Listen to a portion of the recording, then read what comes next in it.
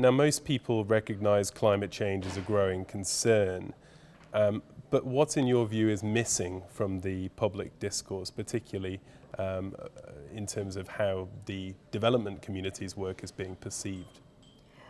I still sense in the development community silo thinking. So there's a feeling that climate change should bring something completely new to our work. So when you say sustainable agricultural practices can deal with 70% of the problems, issues with land use and emissions from land use, etc., and also the adaptation dimension.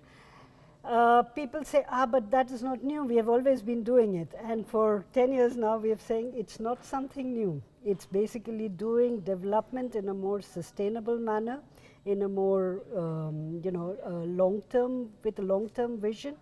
So this demystification is important, and to make it everybody's business. So if you're a water professional or a professional working on disaster risk reduction, it makes immense sense to take the longer time horizon into view.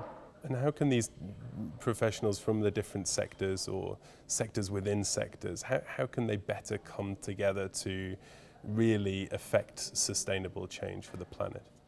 What we do, and I think it's very important to focus on this, is to mainstream climate change in all the work that we do. So for example, one of the efforts of HELVETAS is to produce documents like this, which say, how do you mainstream climate change in your agriculture programs? How do you do that in your urban planning program? How do you do it in a governance program?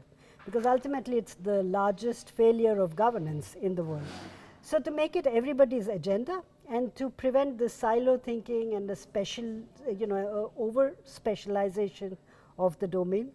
Also, something that we realize very strongly now also in the IPCC is to break this silo between adaptation and mitigation. That's been persisting for too long.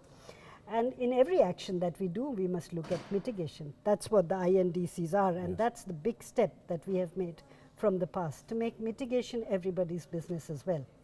And where's the innovation here?